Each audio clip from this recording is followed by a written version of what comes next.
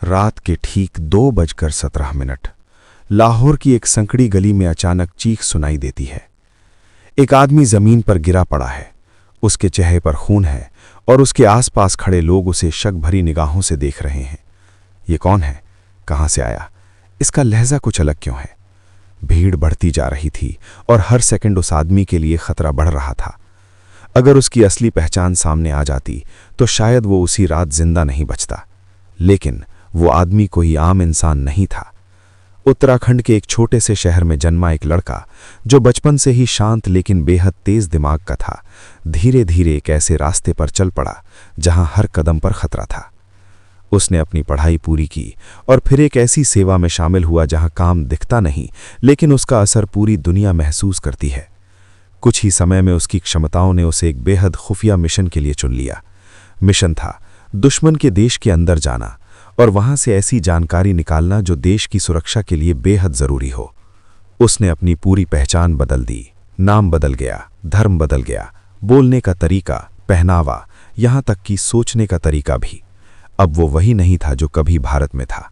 अब वो एक नया इंसान था, एक ऐसा इंसान जिसे कोई पहचान नहीं सकता था। वो पाकिस्तान के शहरों में रहने लगा, लोगों के बीच घुल मिल गया। उनकी भाषा, उनका लहजा, उनके रीति रिवाज, सब कुछ उसने अपना लिया।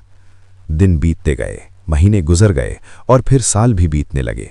हर दिन एक परीक्षा था, हर पल एक खतरा, लेकिन उसने कभी अपनी असली पहचान बाहर नहीं आने दी। लाहौर, एक ऐसा शहर जहां उसने अपने मिशन का बड़ा हिस्सा बिताया। वहीं की गलियों में वो चलता, वहीं के लोगों के साथ उठता बैठता और धीरे धीरे अपने मिशन को अंजाम देता रहा।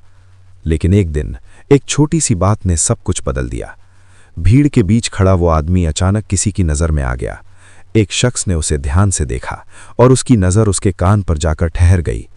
रुको, ये क्या है? और फिर अचानक वो चिल्लाया, ये मुसलमान नहीं है। बस इतना सुनना था कि माहौल बदल गया। भीड़ गुस्से में आ गई, हर कोई उसकी तरफ बढ़ने लगा, सवाल पर सवाल, शक पर शक। और अब उसके पास समय बहुत कम था। उसके सामने मौत खड़ी थी। अगर वो एक भी गलती करता तो शायद वो वहीं खत्म हो जाता। लेकिन उसने घबराने के बजाय सोचने का फैसला किया। उसने तुरंत जवाब दिया। उसने कहा कि वो एक सूफी परंपरा से जुड़ा हुआ है और उसके कान में छेद उसी परंपरा का हिस्सा है। उसकी आवाज में आत्मविश्वास था, उसके चेहरे पर डर नहीं, यकीन था। भीड़ कुछ पल के लिए रुकी, लोग एक दूसरे की तरफ देखने लगे और धीरे धीरे माहौल शांत होने लगा। लेकिन खतरा अभी भी खत्म नहीं हुआ था। उसे समझ आ गया था कि अब यहां रुकना मतलब खुद को खतरे में डालना है। उसे तुरंत निकलना होगा और बिना किसी को शक हुए निकलना होगा।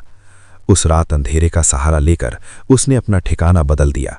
हर कदम बहुत सोच समझ कर रखा गया। हर रास्ता पहले से ज्यादा खतरनाक था। अब उसका मिशन सिर्फ जानकारी जुटाना नहीं था, अब उसका मिशन था जिंदा वापस लौटना।